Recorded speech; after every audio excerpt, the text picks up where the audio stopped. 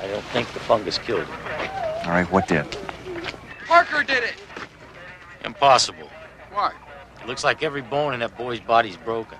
There's not a mark on him. We figure he hit that wall with incredible force. Well, Jack Parker's pretty strong. Nobody's that strong. Everything is ready, my darling. Do not be afraid. Soon we'll be together again.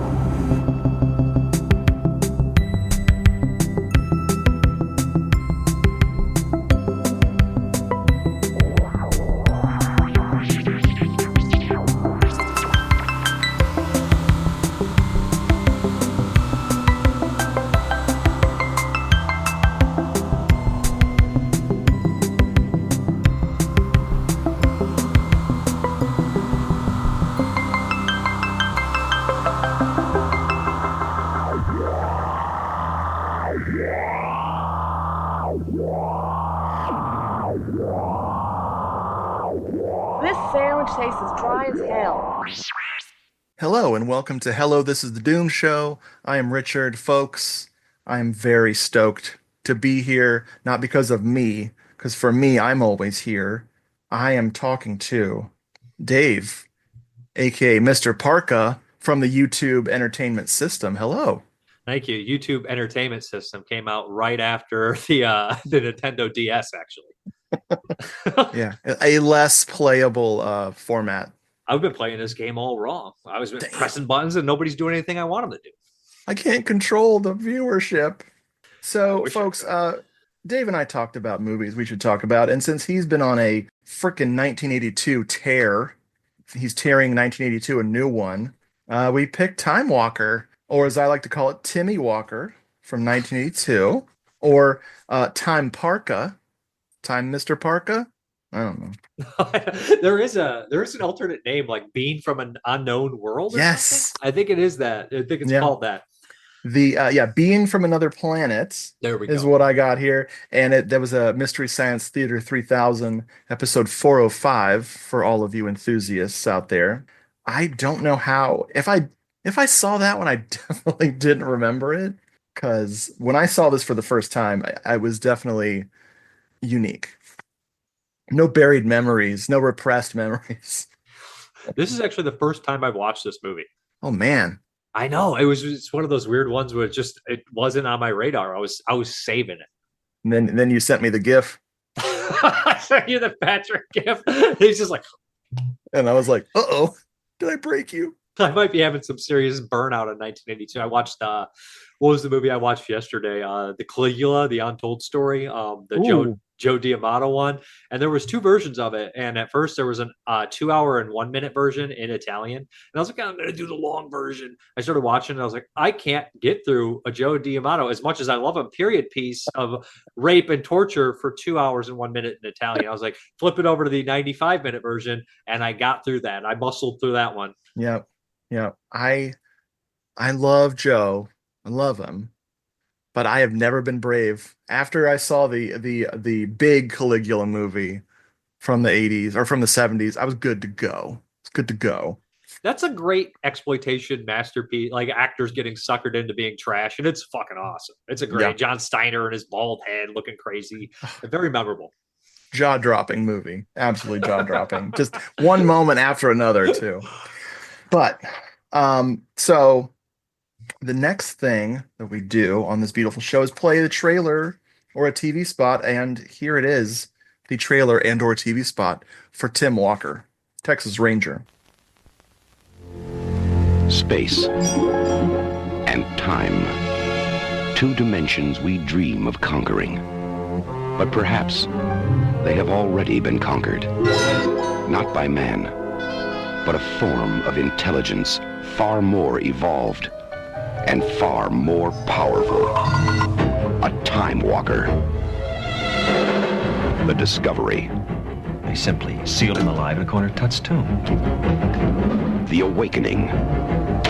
This was in the coffin? The Search. It looks like some kind of wiring schematic. The Power. crystals could be used as transmitters. The cells are multiplying at a rate so fast, I can hardly measure it. The confrontation. It's definitely no longer dormant.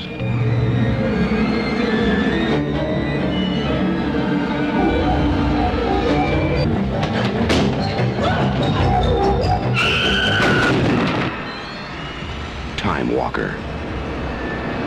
Now, our time belongs to him. The story of a journey home. Time Walker. Nothing can stop him, not even time. I perused the internet. I'm shuffling papers around like I'm an official. Look at this guy. I used fonts. So I used the internet to locate the Charter VHS tape cover. I did not buy said tape. I don't have that many tapes. But the tagline on the front is, "Nothing can stop him, not even time." You know, that doesn't really fit. It doesn't really make it. This isn't really a time travel movie. It acts like it is, but if I fall, I'm sorry. I'm going to go off at a time. If I fall asleep and somehow like wake up 200 years later, I didn't time travel. You're taking a nap. Yeah, he's hibernated. On the backside, if you want to get naughty on this tape, it says, "For eons he traveled the galaxies. Now he is free." Usually I get scared about 2 paragraphs of a plot, but I'm going to read the plot from the back of the VHS tape. Deep within the tomb of the ancient Egyptian king Tutankhamun, a violent earthquake shatters a wall, revealing the coffin of Ankh-Venharis, or Noble Traveler. Ben Murphy's, that's in all caps, Professor Douglas McCadden, ships the unopened coffin to the California Institute of Sciences, where X-rays reveal 5 diamond-like crystals hidden within the coffin.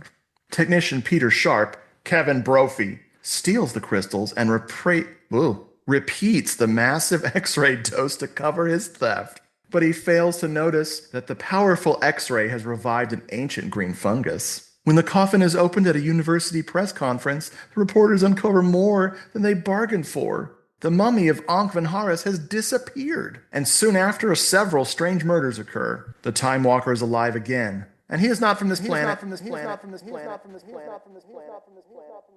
spoil everything. They spoiled everything. Also, spoiler alert, too late for you guys at home.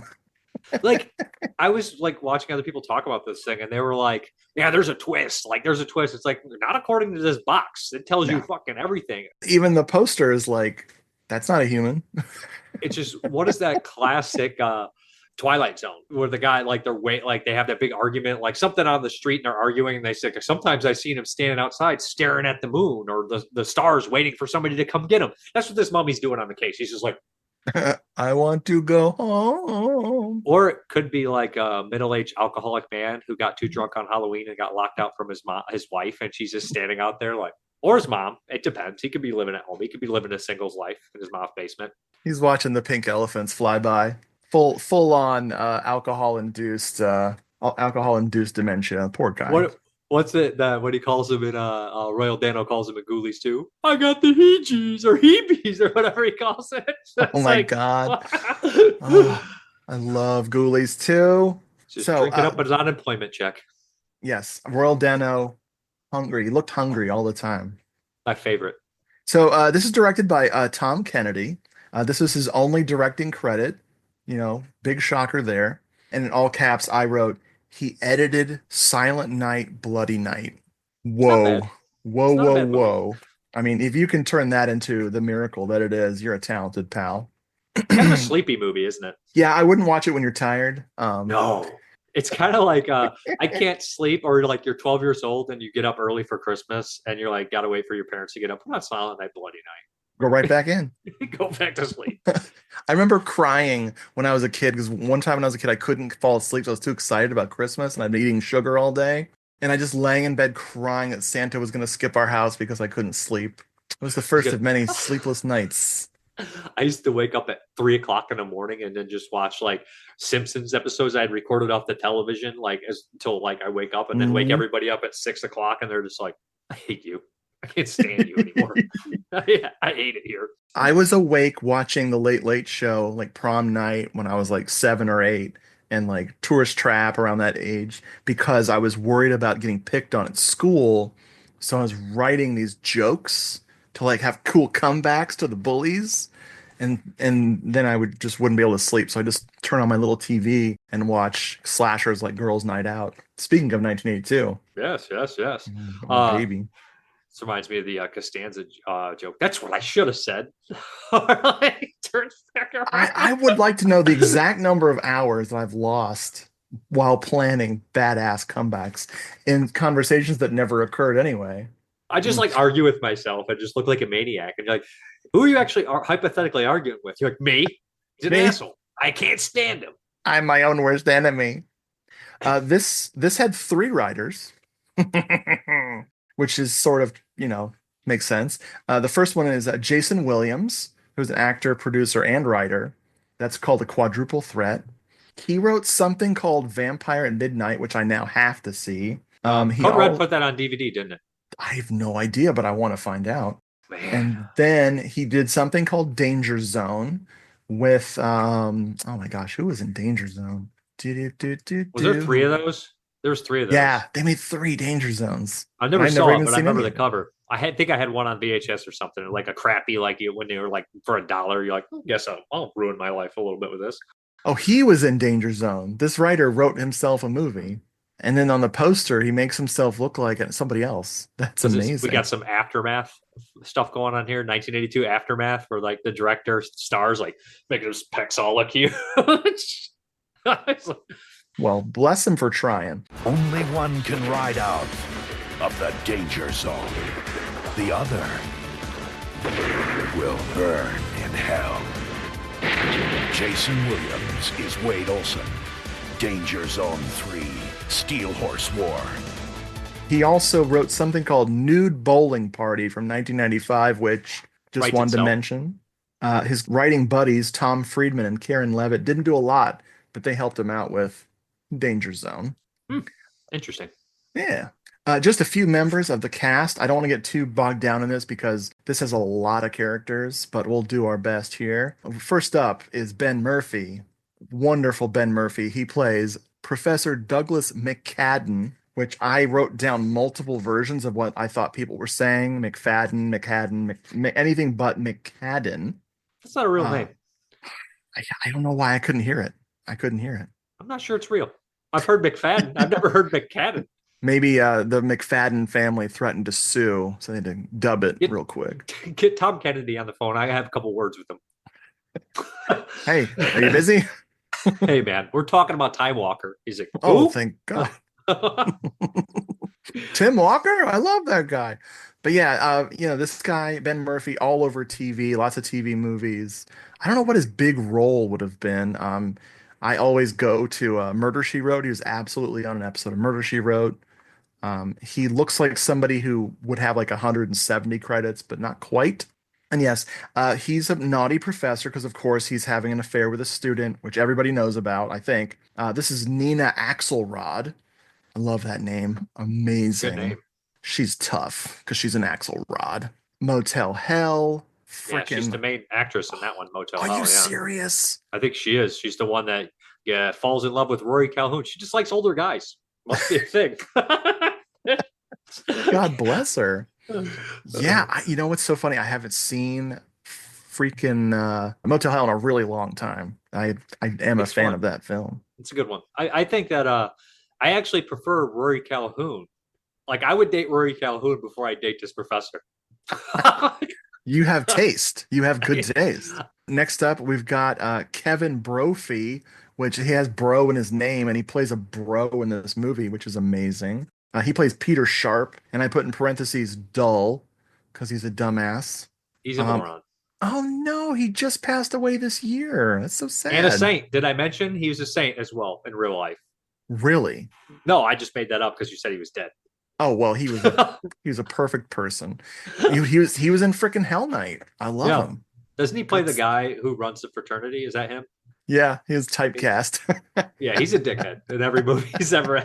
He's such an asshole. Wow, but you know what? He was playing against his real personality. For sure. He's got the best one of the best setups in 1981 because that all 1981 is all horror setups, right? Yeah. They give Yeah. the big speeches around the campfire, and he has the big story where he's like, and then the whole family was murdered, but they never found the bodies. And that's a nice little exposition dump in Hell Night. Hell Night's a fun one.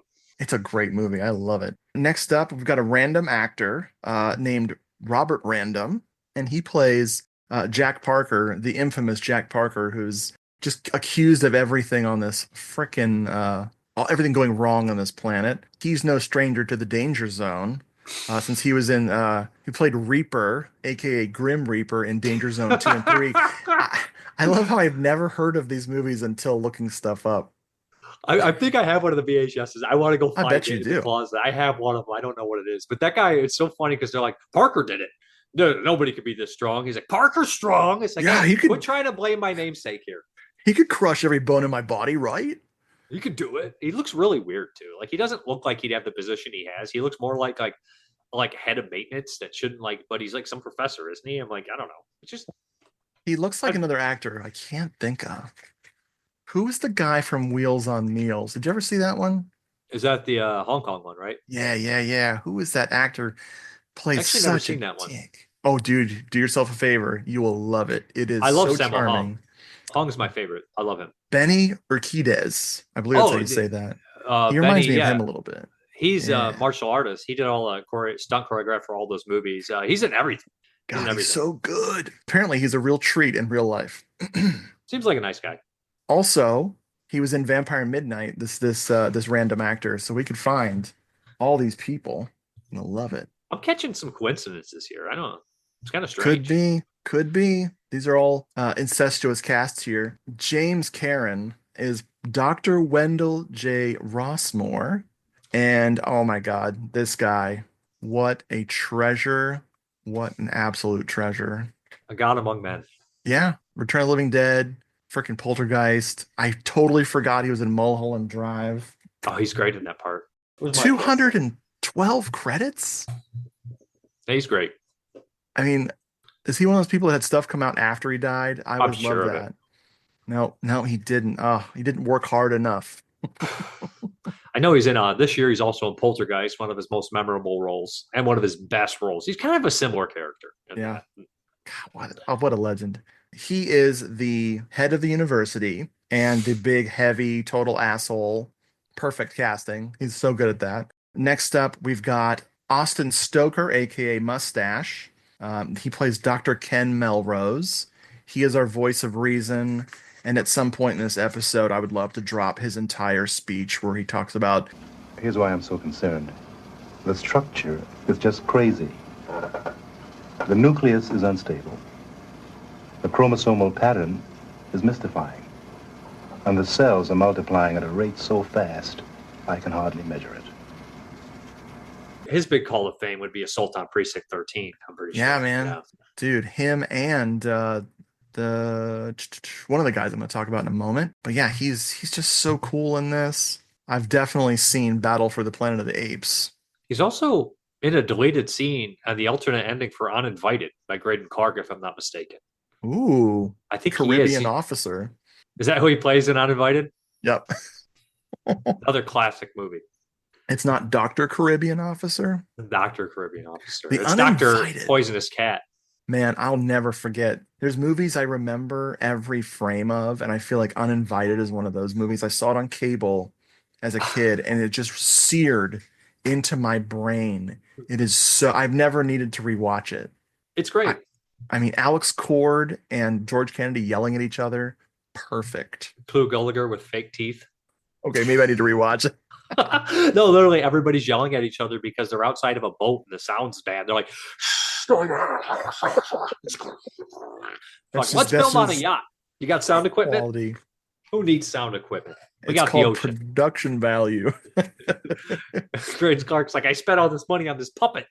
Next up, we got Sherry Belafonte, who I love. She plays Linda Flores, the entire campus's like promo department. Like she's doing all the work of like 3 departments. She's running the the radio station.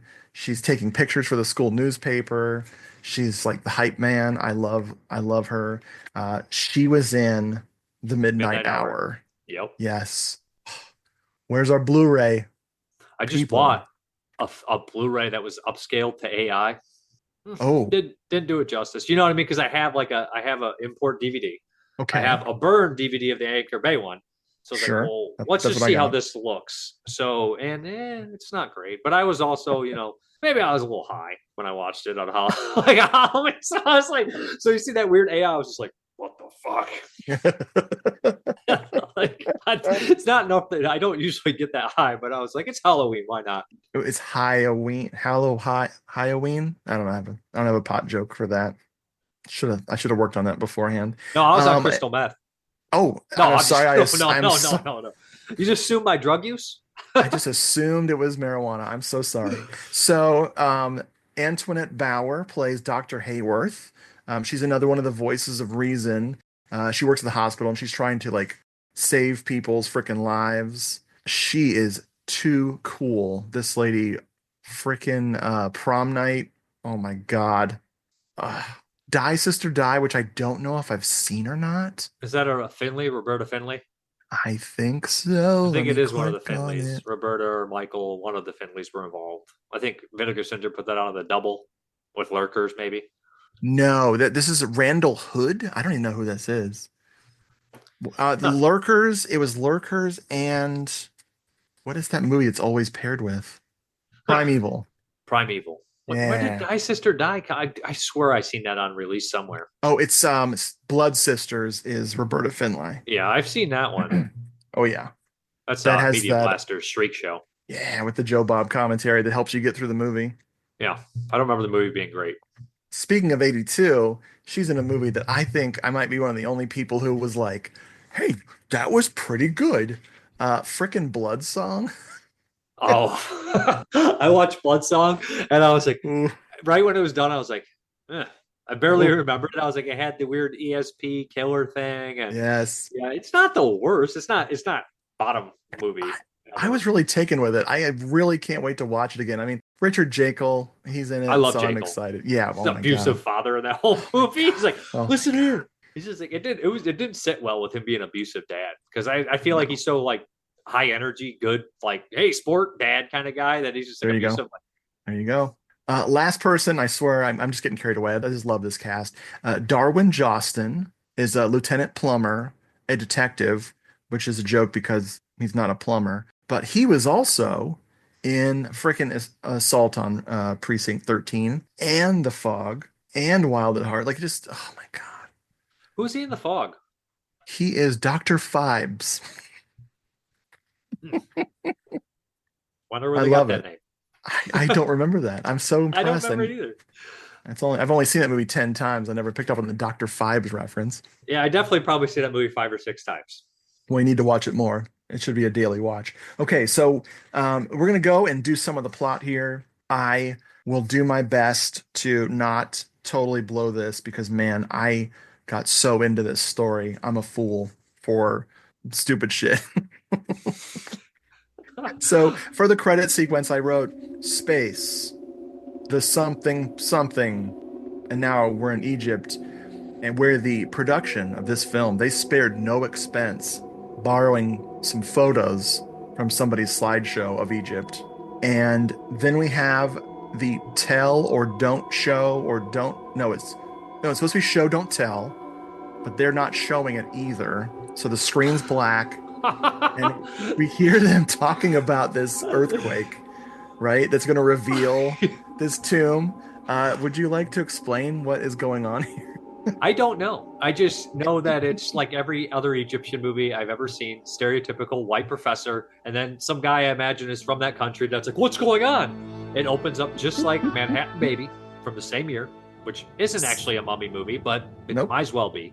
But I don't know what happens. And then, of course, they're going to go in the tomb of like the biggest mummy of all time, right? Yep. Yeah, it's got to be his tomb. And then they find this secret compartment with a different mummy in there. I would love to know. I would just love to know when they finally stopped like pillaging every single piece of sand from that tomb. Like, Just going back for more. Like, yeah, I mean, like buy like they're like selling them for a quarter, like a thing of sand. just make up one. Just make up another. Just you don't have. It doesn't have to be King Tut. It could be King Tut. We could be like, we should spell Tut with a different way, with two T's, and then boom. When I was a young person, a 14-year-old person, I wanted to write a novel. So I wrote a novel, and it was going to be about a Punisher-like character because I was reading The Punisher at the time, fighting a gangster family and falling in love with the daughter. And I asked my dad, Dad, what's an Italian name I can use? He goes, Pacino? And I said, thanks. So it was called The Pacino Problem. I mean, alliteration's a good idea. Yep. Pacino, not so much. Problem. The Pacino Maraschino. So when I finished the story, I finished it in science class instead of like paying attention to, my schooling. Science and I is finished. Fake. It's not real. This is a real story. And I finished. Oh, science is fake. Yes, I still believe that, except for chemtrails. And then I'm kidding, folks. I'm kidding. I hate that stuff. I can't stand conspiracy stuff. Anyway, me either. I will quit a group. I would like if I join like a server on Discord and they have like horror and like classic horror and horror music and like, hey, Halloween costumes, whatever. And then they have conspiracy theory and then like horror websites. I'm like, wait, what do you mean conspiracy theories? And in there is this deep dive in people talking about horror, like nothing to do with horror, just talking about the horrors of real life and wasting their lives on conspiracy theories. I blocked a guy for the believing that hurricanes are created by a machine a couple weeks ago. I was like, I don't know you. I don't know you're my friends list, but I can't take this. Look, like, I'm a Floridian. I'm a Floridian. I did what every Floridian does when a hurricane's coming. You run outside and you shoot at it. It's a good idea. Obviously, that's how you stop the machine. Milton is bulletproof. What was I talking about? Oh, yeah. So I finished the story, 99 pages, handwritten, and I threw it in the garbage in my science class. I never tried to turn that into my big screenplay. It's technically not a novel. It would be a novella. So you were lying to me. When you're a child, small things are bigger. For a kid, 99 pages? That's a lot for a kid. I wish I'd kept any of my childhood writing because, man, it must have been really great. Oh, I bet. So got a scholarship off the Pacino Problem. Parents wasting all that college money. My mom's still waiting for me to sell out. Okay, so you're talking about the foreshadowing of the Traveler. Oh yeah, I did enjoy that. That was kind of cute before they like ruin everything on the back of the box. They're like, they say the Traveler, and you're like, huh. But they should have made it less direct of a translation. They're like, it means noble traveler. You're like, what's so noble about this fucking guy? He's a goddamn mummy covered in fucking crust. It's toxic. There's no noble about that. He doesn't say anything. Like, nope. I mean, he doesn't like bestow wisdom on anyone. What did what's his name? Unky Mummy. Uncle Onk. What has he done for me? What has he done? Yeah. Where's my diamond crystals? Where's my traveling diamond crystals? I feel like I'm not profiting off of this archaeological adventure. So they take this beautiful tomb. They take the whole tomb back. No, they take just his coffin back, his sarcophagi. Well, it's sarcophago when it's on the road. Oh, his sarcophagus back to the California Institute of wherever. It was so cute. And they open it up, and he has like matcha powder all over him. That was my joke about what the green stuff looks like. It's tea, yeah. Delicious. Yeah, you get it. Or it's spirulina powder. He's trying to stay healthy. And then they call in our pal, Pete Sharp, to X-ray. Oh, this asshole. I hate this guy. He's casually about to break this machine, bouncing it all over the ground, the sensitive X-ray equipment, and he's blaming everybody else but himself for it having problems. He should run for office. Ooh. I'd vote for Mr. Sharp. I'd vote for the X-ray machine. Yes, especially when it's set to kill. The X-ray machine has a freaking meter on it. It's way in the red. and the needle's all the way in the red, and he's blasting it and blasting it, and he does a 3, 2, 1, fire, and it's real You hit this dumb. mummy with 10 times the radiation it should have. It's really a radioactive mummy. Now, does the mummy come to life from the radioactivity, or does the fucking fungi come to life from the radioactivity? Yes and yes. I think it's yes on both of those. Watch it, you idiot. Sorry, sir. Sorry's not going to help when you break some of the machinery. Ready for the x-ray, sir.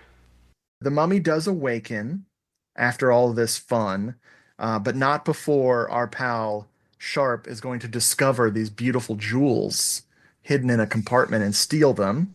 Which, oh boy, these jewels set off. I wrote that he's running the jewels. That's right, I'm hip. And when the mummy wakes up, it turns into Iron Tut mummy, because he's got the glowy chest thing. Yeah. That was not my joke. That was Lietta's joke. I wanted to steal it from her. He's got a little thing like that. He definitely looks like a superhero. But the funny thing is, he's got to get his diamonds back. He's got to collect his Infinity Gauntlet. His Infinity planchette, we'll call it. It's There beautiful. This is when the body disappearing before the big press conference is not great. But it's also not great that the radioactivity has caused this powder, this spirulina matcha powder, to turn into nasty fungus, which we immediately are getting creeped out from because one of the kids at this event touches it and instantly burns his finger, like a nightmarish body horror thing. It's like a viper from Street Trash or something. And who's more upset about this press conference going bad than our buddy James Cameron? Tell me about this man. Jimmy Cameron in this movie is just doing his best Murray Hamilton impression because he's only worried about the bottom dollar, and he has a bow tie, which is ridiculous. He's basically like Murray Hamilton from Jaws meets the guy when he's whoever he plays in Poltergeist, and he's just like, there's one point when they realize the mummy's gone, and he's like, 2 investors dropped out, $500,000 down. And you're just like, he's so cheap, but he's so great. Leah and I work at a university, and so we're just like, 500,000. Why is he upset? Are they poor? Well, that's like 1982 money. That's like, I know. That's like $1 billion now or something like that. Our campus is very big, so it's like, wow, 500K, chump change. Get out of here with that. Wonder what their campus in California too. But 1982, I don't know anything about college money campus. It looks like a community college to me because I get that same architectural vibe that my community college had. So I don't know how big of a school it is. But they got a mummy, and on top of that, there's like 2 investors there that are like this. They're like, ugh, basically I'm donating to get some mummy action. And then like he's like got all this money in there, and then the mummy falls through, and he's like, that's it. I paid for a college with a mummy. Like, who's the guy who drops out because a mummy disappeared? So weird. They can't afford handkerchiefs because one of my favorite scenes is when the mummy's running around in this like reactor, because of course this college campus has a nuclear reactor. Of course. The mummy is running around. We can see through his eyes. He's got green vision. He's got green matcha powder vision. And he's floating around because of course one of my favorite details about this is the mummy's a floater. God bless him. I thought he had rollerblades. Who has time for walking, right? I thought he was like the vampire in Fright Night 2. It's on the roller skates, just going around campus. He's got a skateboard on each foot. He's got 2 skateboards, which is money. dangerous. Don't do that. But the janitor, he has this whole moment where he wipes his entire face with his handkerchief, and I don't know why I love that shot. That's just wonderful. I mean, his face was wiped. Well, janitors are good at cleaning. Why not clean his own face? It starts at home. You got to start at home. He's got to prove it. It's like a guy who does mows lawns for a living. If he has a bad lawn, who's gonna come on? Oh yeah, don't advertise from your home there. So it's like a dentist with crooked teeth. A person who's very upset about this fraternity prank of the people stealing this mummy is Captain Willoughby. Tell me about Captain Willoughby, please. He is your stereotypical, way too old to be doing and acting like he's doing. Like, just a cop is like, you want me to bust him up, chief? And then like throughout the whole movie, he does nothing except say like really rude remarks and accomplish absolutely nothing. And I think he said at the very end when they actually go to the mummy and he does nothing. He just looks like a character actor who would be like, I was like the 17th build in a John Wayne movie once. Clint Young. This actor's Clint Young. He was in Switchblade Sisters, which is amazing. That's a great movie. I haven't seen that in forever. I remember being so excited about Quentin Tarantino when I was a young person that I had to watch this movie he was talking about called Switchblade Sisters, and I did not appreciate it. The first time I watched it too, I got like a weird import Blu-ray. I was like, that was okay. And then Arrow put it out, and I watched it the second time. I was like, this is fantastic. Need to revisit.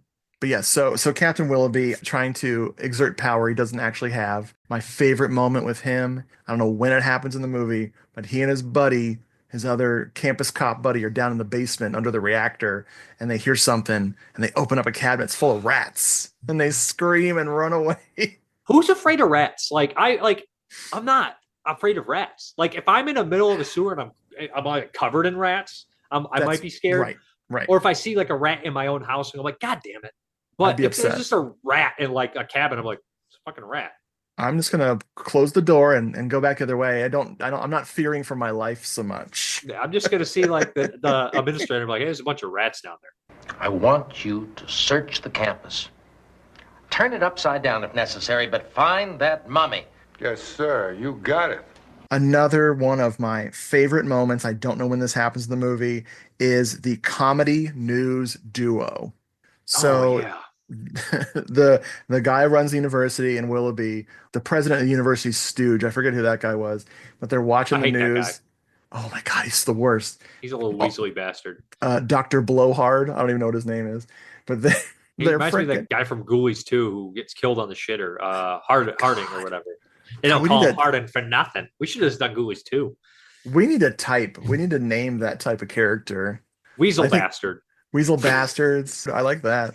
Dr. Blowhard. Either one. Interchangeable. But yeah, they're watching the news, and these two reporters are goofing, using all the puns they could think of to describe this kooky incident on the campus.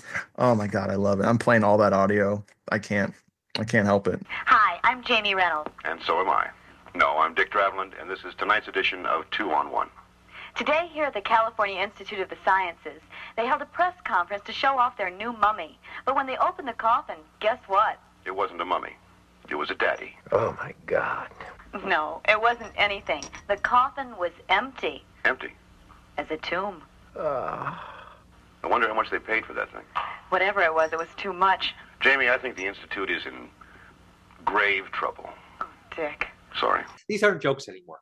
These are just like people think a joke's not a joke, and it's not.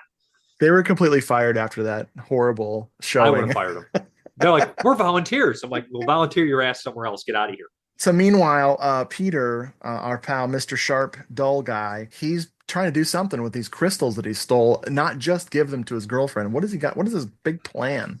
He literally is going to sell these. He tries to pawn them off, and they're worthless because apparently they're just like some sort of glass that reflects to make you time travel. That's worthless. Nobody needs that kind of crap in their life. Okay, this timeline's worse enough without me jumping around.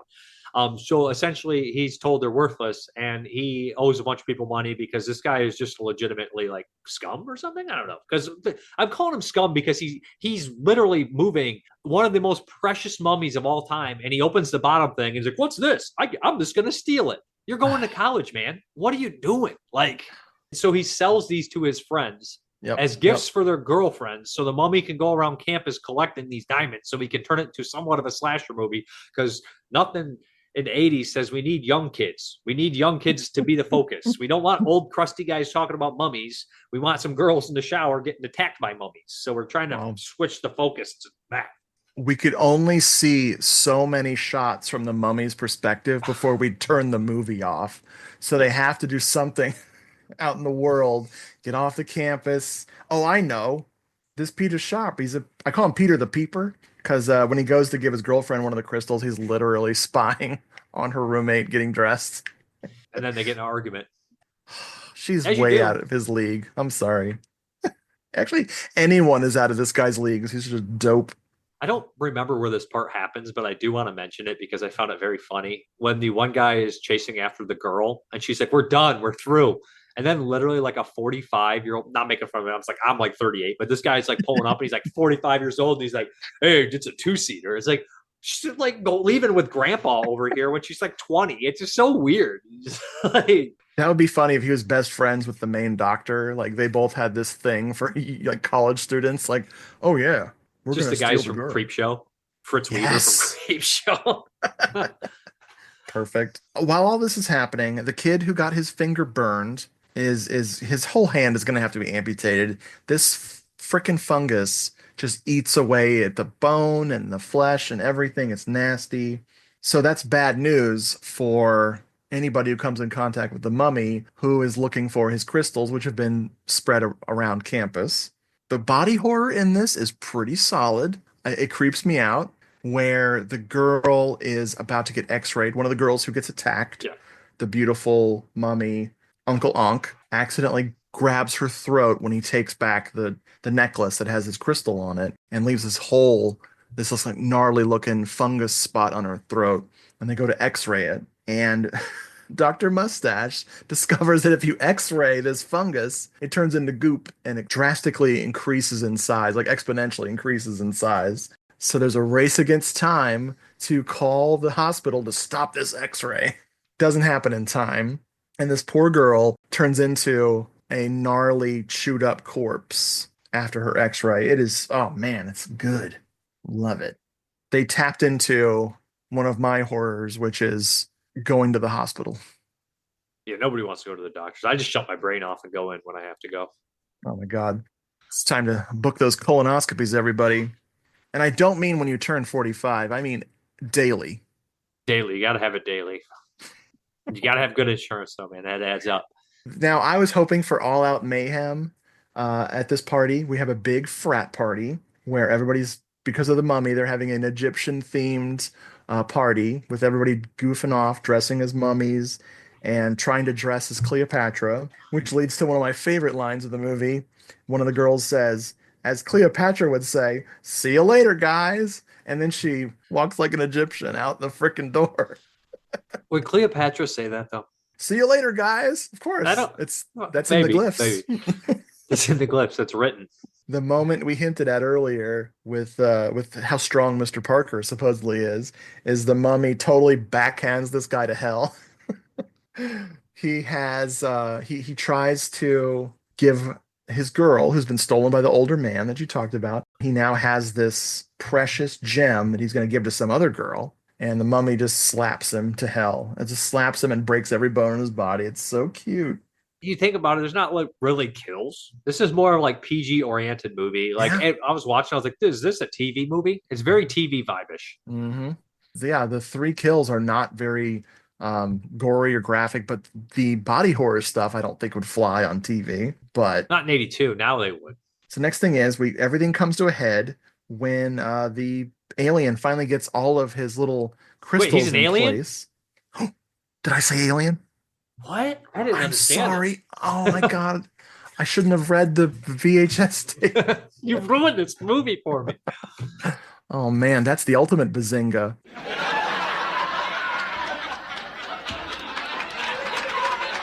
Other than the carpeted bathroom, which I don't want to talk about because that's horrible. It should don't carpet your bathrooms, people.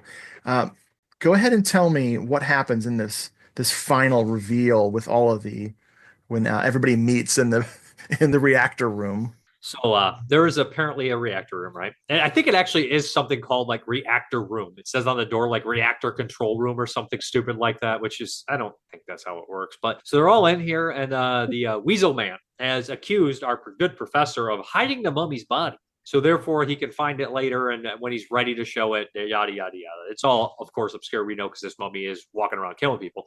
It's got all its crystals, and everybody's in the radioactive control room or whatever the hell it is. And our mummy, it activates the thing. It basically just does Rat's Nights of Terror, or the reveal. And under the mummy mask is the cheapest, hokiest gray alien you've ever seen that is glowing. If you guys thought Juan Piquer Simone's movies got cheesy at the end, you do not know. This is cheese-tastic. And it's God. Just like, I can imagine being up at 4 o'clock in the morning, not being able to sleep, and this coming on, and you just sitting there like this. Just your brain cells leaving your body. Oh my God. If you've ever heard a band called The Locust, they had locust costumes that they would wear, and that's what it reminded me of. You should look up and listen to The Locust, some of their live shows with their locust costumes on. That's pretty sweet. So yeah, the professor he tries to stop Willoughby from shooting Oh, this yep, shooting this freaking alien. He gets shot in the arm, and then he's acting like he's dying, laying on the ground, reaching up to the alien, like begging for help or whatever he's doing. And the alien holds his hand, and here's where the movie blows my mind because they disappear together because this alien's got to go back to his home world, and we get a big to be continued. We get the setup for the sequel we never got, the TV series we never got. I love it. But wouldn't it have been better if the alien just healed him and then he pieced out and then No, they a little bit of dialogue about, whoa, wasn't that mystical? And then credits. no, because then Spielberg would sue him because this is essentially just E.T. It's true. It's It's true. Mummy E.T. He wants to get back to his home. If he would have healed him, Spielberg would Mm. have been all over that like flies on shit. He's like, you got my James Cameron from Poltergeist that I produced, and now you got my healing alien from E.T. So yeah, in the trivia, like this literally was supposed to be a TV movie. This was a TV movie with the hopes of becoming a series. The other trivia, which I love, I got from the interview on the disc, was the producer said that the movie was much longer, and Roger Corman said, "Oh no, no, no! I need to get this on however many reels for distribution to make it cheaper. So you got to cut it. So they cut it down from like 100 minutes to 85 or however long it is now." And supposedly, the Japanese Laserdisc VHS market wanted the longer movie, so they had to recut it again just for the Japanese market to get it back up to 100 minutes. I never even heard of the 100-minute version. And neither have I. I would have There's- tracked it down and watched it. Maybe it makes more sense. There's no way it survived. I mean, it's possible. I've watched several Laserdisc, though. movies. Exactly. How many movies have you watched in your lifetime with freaking Japanese subtitles at the bottom? A lot. So and sometimes many. they're not even from Japan. You're just like, what is going on? Yeah. You're like, this is actually a Hong Kong movie shot in Taiwan, made for the Japanese market, but it's got Korean subtitles. You're like, I don't know what's happening. There's a little giallo called Something Creeping in the Dark, which I've watched. It's an Italian film dubbed into English with Japanese subtitles at the bottom. It's just the things we do to watch all this obscure crap. I love That's it. the way God intended, though. The most shocking thing, I hope you're sitting down for this one, Dave. I am. You want me to stand up and then sit down for a comment? This movie was shot with a non-union crew. Sons of bitches. Holy shit! It looks so professional, though. I would have never believed that. No way, dude. It's weird because it's distributed by Corman, right? Yep. But the producer was the Montaro, the film Ventures International. And Montaro was the guy who basically, like in 1984, ripped off his company and stole a bunch of money and dipped. And he produced all the William Girdler movies. So, like, some people think Montaro is dead. You've heard that story, right? Yeah. They never found him. I think he produced this movie. I think he was involved with it. Film Ventures International. So we got Corman and Montaro on here. That's amazing. Weird, right?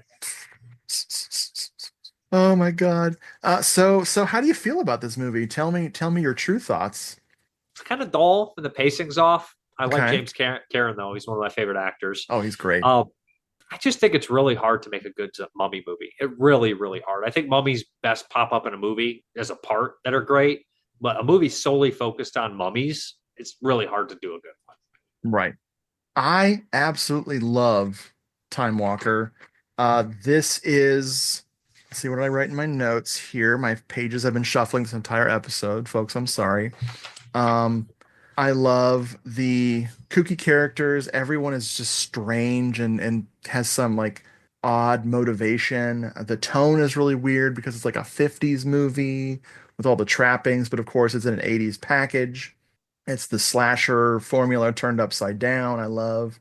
And if you like pseudoscience and rando instruments, just like making kooky ass sounds, you're gonna love this one because man, this movie's mostly that.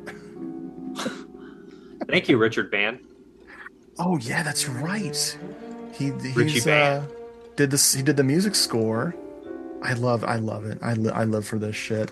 I first saw this back in 2021, I think, and that I just love it so much. It's just wow. Wow. I'd feel different if I saw it when I was young. You know what I mean? Like I had that affinity for it. Like, but I did Yeah, not see this totally. one. I remember seeing the cover. I don't know if the video store ever had this one or maybe it was somewhere else. I just don't. It never stood out. And Time Walker, you're like, what the fuck is that? Because it's a mummy on the case, so you don't think it's going to be like any horror. Maybe like a cheesy. And then you see PG sci-fi called Time Walker. You're like, it's going to be something serious, like drama or something. When I see that cover, I think of Starman or something. Yeah. So I wouldn't have like even imagined it was like horror either. That's good. I always ask whoever I'm talking to on these here showios to tell me about a recently seen and loved film. It can be an old favorite or a first time watch that you just loved recently. What you got? I watch a lot of movies, you know that. Last week I watched 19 movies. Wow, nice. Remembered 4 of them. So here we go. There's a lot. I could do a brand new movie that just came out that I liked, or I could just do something. I'll just do one that I had watched in at least 10, 15 years, and the new 4K got released. So I popped it in, Trick or Treat, 1986, rewatching it, Charles Martin Smith. Yes. And it was really enjoyable. And like, it's funny because I loved this as a kid. I liked it more now, I think. It's just a lot of fun. And make sure you watch after the credits. For all those years watching that, I never watched after the credits because there's a little like stinger at the very end. It's like half a second, but it's still funny. Still worth it. Interesting.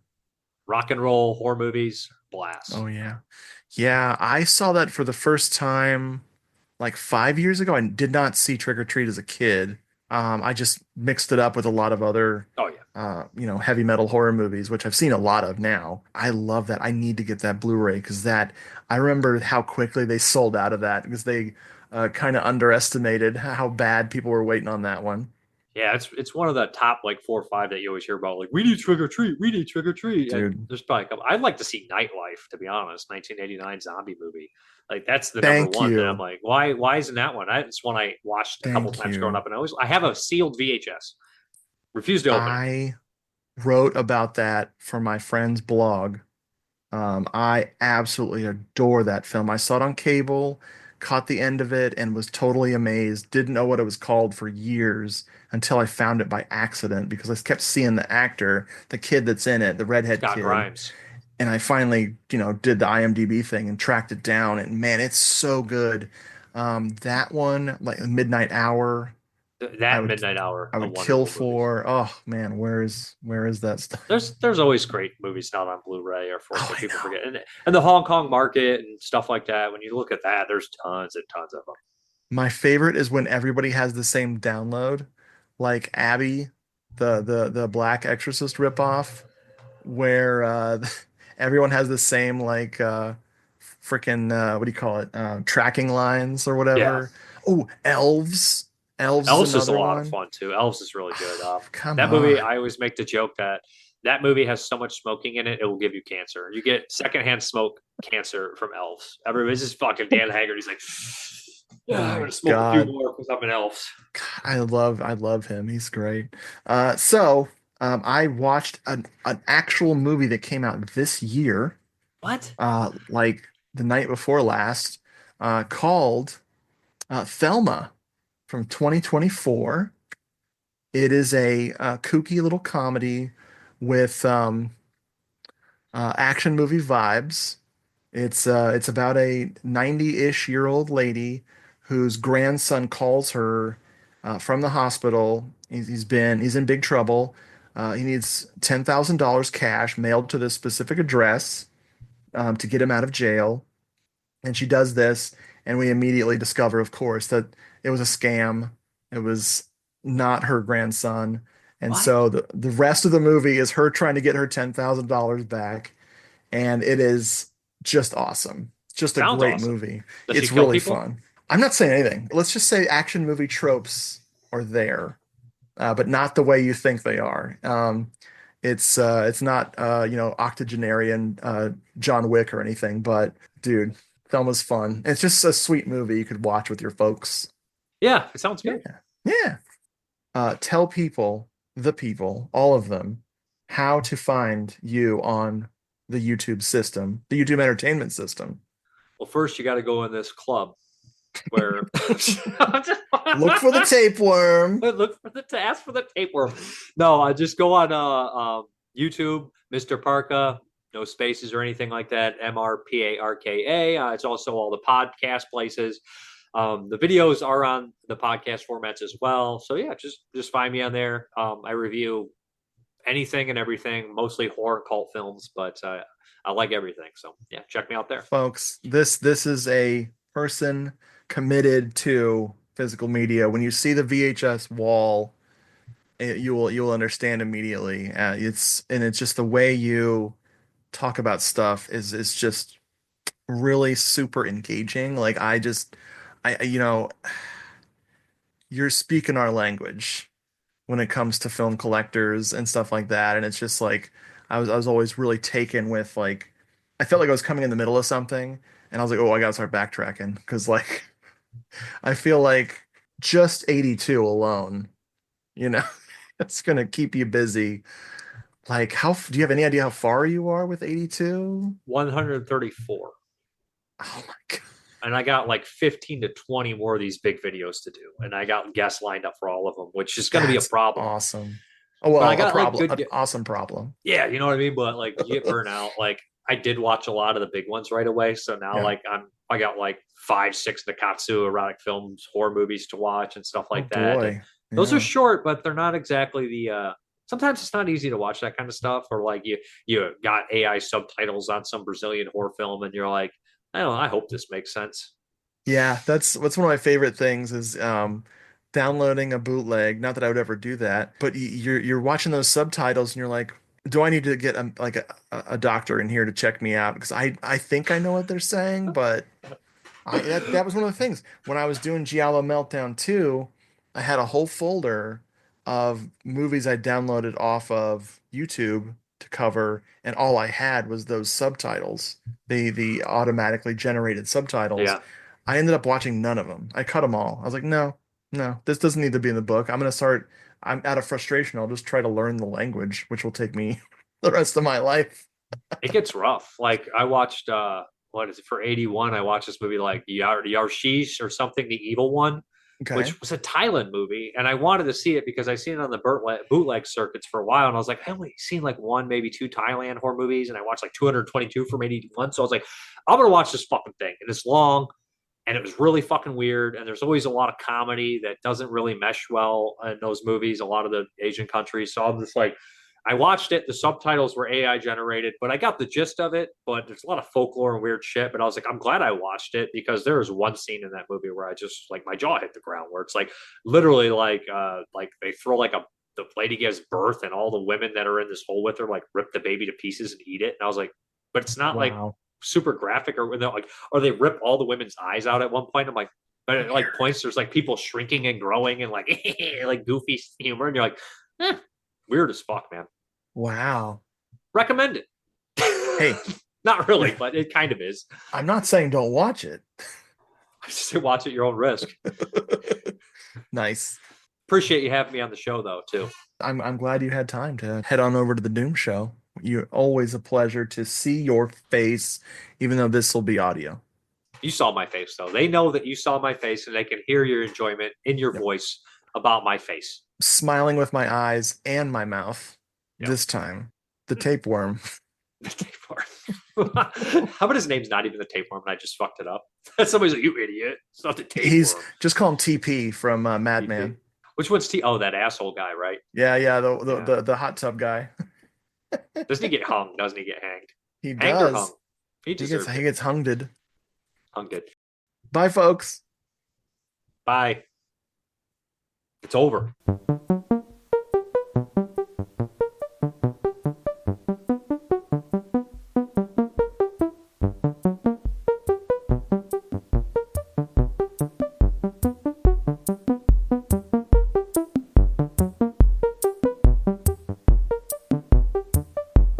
Folks, thanks so much for listening to this episode.